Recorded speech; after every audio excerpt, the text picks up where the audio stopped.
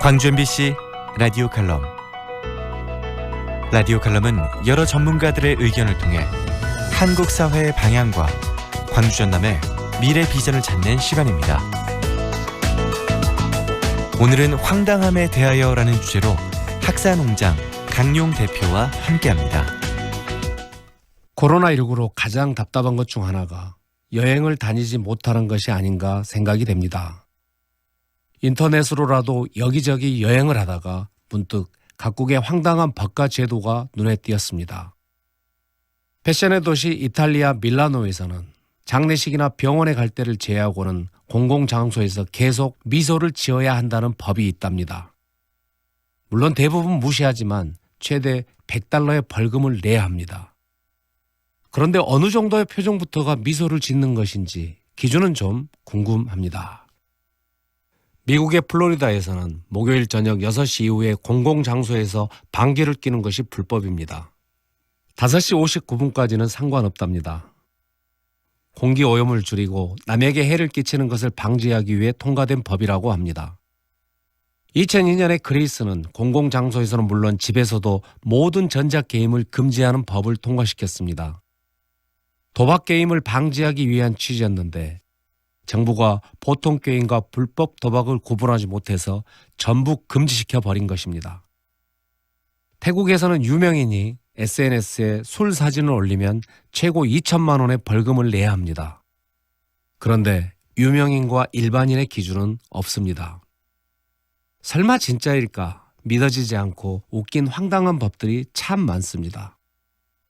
바다에서 막 잡은 펄떡이는 화로에 언제 잡았는지를, 곧 시들어버릴 상추 같은 채소도 며칠에 수확해야 되는지를 표시해야 하는 나라도 있습니다.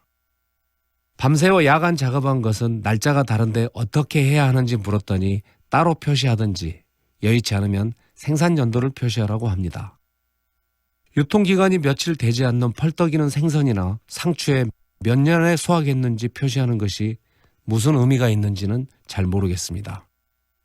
12월 31일에 수확한 것과 1월 1일에 수확한 것은 따로 표시하고 혼합해서 판매하면 안 된답니다.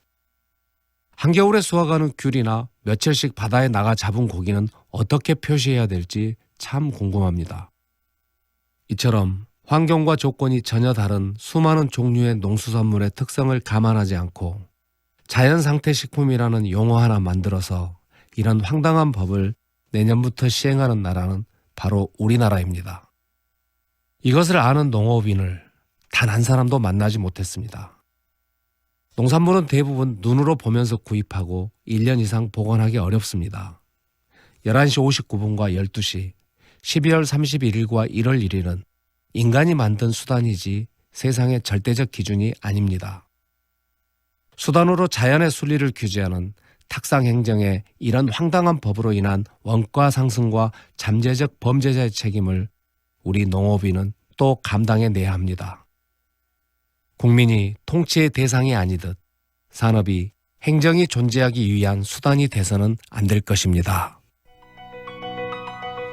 강용 대표는 1992년 친환경 유기농 협동조합 학사농장을 설립했고 현재 각종 방송과 강연에 출연하며 대한민국의 농업 독립을 외치는 이론과 현장을 겸비한 농업 전문가로 활동하고 있습니다.